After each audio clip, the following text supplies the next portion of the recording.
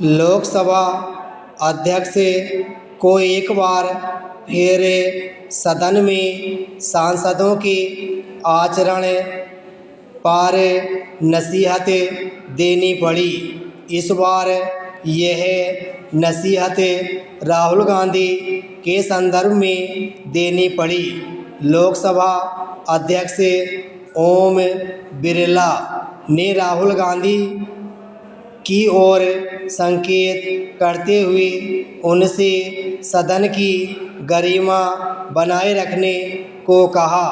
उनकी टिप्पणी से यह तो स्पष्ट नहीं हुआ कि वह उनकी किस गतिविधि को रेखांकित कर रहे थे, लेकिन उन्होंने जिस तरह यह कहा कि इस सदन में पिता पुत्री, माता पुत्री एवं पति पत्नी सदस्य रहे हैं और वह नेता विपक्ष से यह अपेक्षा करते हैं कि उनकी ओर से नियम 349 के अनुरूप आचरण किया जाए, उससे यही लगता है कि उन्हें उनका कोई कृत्य सदन की गरिमा के अनुकूल नहीं लगा।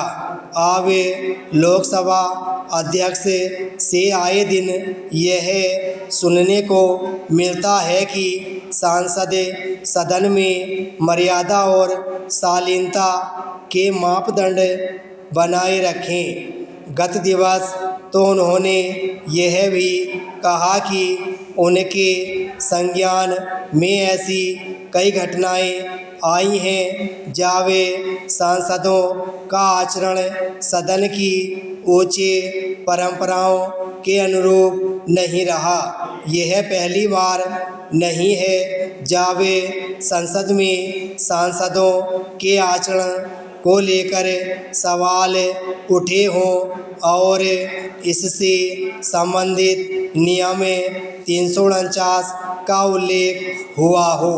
अभी चंद दिन पहले जब द्रमुक सांसद लोकसभा में नारे लिखी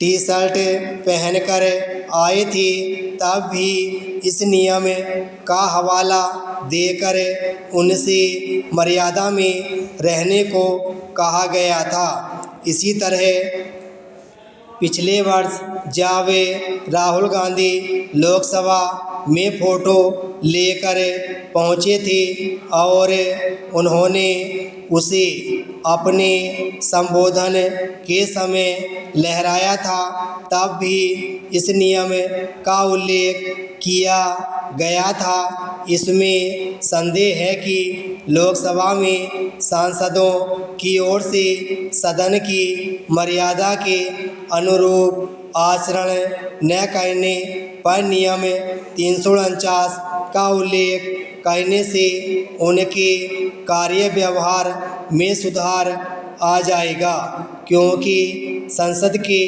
भीतर नारे लिखे, पोस्टर लहराने, नारेबाजी करने के मामले आए दिन देखने को मिलते हैं। जब उन्हें ऐसा करने से रोका टोका जाता है और सदन की मर्यादा का पालन करने को कहा जाता है, तो वे इस आरोप के साथ सामने आ जाते हैं कि उनकी अभिव्यक्ति की आज़ादी का गला घोटा जा रहा है। इन दिनों तो यह आरोप बहुत आम हो गया है। ऐसा क्यों है, इस पर विचार होना चाहिए।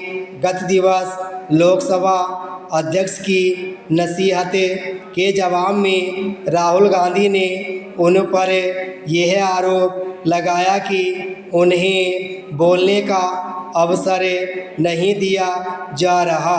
उन्होंने ऐसा इसलिए भी कहा क्योंकि लोकसभा अध्यक्ष की टिप्पणी से यह साफ नहीं हुआ कि वह उनके किस आचरण की ओर संकेत कर रहे थे।